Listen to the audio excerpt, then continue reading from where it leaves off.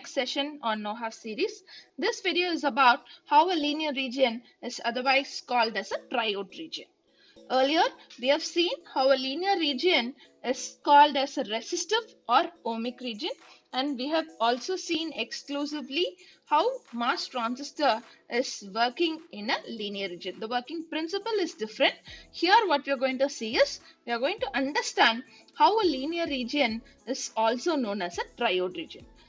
To begin with the illustration of how a linear region is otherwise called as a triode region, I have here considered a triode, and we are going to compare triode with an N MOSFET. Okay, so basically MOSFET, here for example I have taken N MOSFET. So what is this triode? We know about vacuum diodes, which converts alternating current into direct current. However, they cannot amplify electrical signals, that is voltage or power. So therefore, to perform amplification, an extra electrode was required, and the third electrode was introduced, which was called the control grid. In diode, we have only anode and cathode. In triode, we have anode, cathode. Along with that, we have control grid, which is placed between the cathode and the anode. Similar to vacuum triode, here in MOSFET also we have three terminals, which we know very well as control gate, drain and the source. So here we can relate triode with N MOSFET as anode can be related to a drain terminal and cathode can be related to a source terminal, and similar to a control grid, here we have the control gate. So the process by which the vacuum triode works is much similar to MOSFET, because we know that it is basically a thermionic emission. Thermionic emission is the liberation of electrons from an electrode by virtue of its temperature. So as a result of thermionic emission in a vacuum triode, what happens is the cathode will emit all the free electrons when it is heated. Here we have a heating filament, or you can have a heater here. So this will help in the liberation of free electrons from the cathode. So electrons will be liberated from the cathode. So these liberated electrons will travel towards the anode. So the anode collects all these free electrons that are emitted by the cathode. Now the role of control grid is very important. This control grid will always be placed nearer to the cathode than the anode, because the control grid will control the flow of electrons between the cathode and the anode. So therefore the free electrons moving from the cathode to the anode will carry the electric current. Next, let us try to understand the operation of vacuum triode with a positive grid voltage.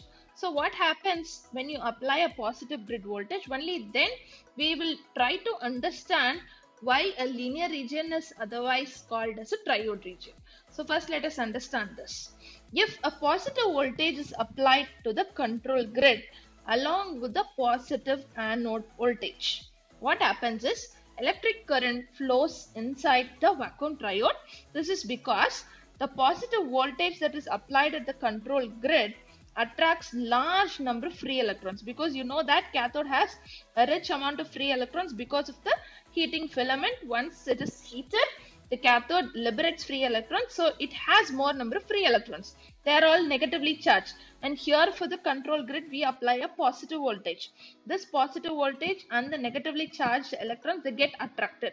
So the free electrons that are attracted towards the control grid will move easily towards the anode, because the role of control grid itself is to control the flow of electrons between the cathode and the anode. Now the free electrons carry the electric current while moving from cathode to anode. So this is what happens when a vacuum triode is applied with a positive grid voltage. Now let us quickly recollect the working principle of N MOSFET. Similar to vacuum triode, here also I am going to consider a positive control gate voltage. So when you apply a positive gate voltage, here for N MOSFET we have a p-type substrate. So that is also positively charged, because the majority will be holes which are positively charged again. So initially there will be a depletion layer, and when you apply more and more positive voltage, the minority electrons which are placed in the p-type substrate get attracted, and then you have a formation of inversion layer. Once the inversion layer, which is called as the channel, is formed, and then when you apply VDS based on that, you have two different conditions. Either it will fall under linear region or it will fall under saturation region.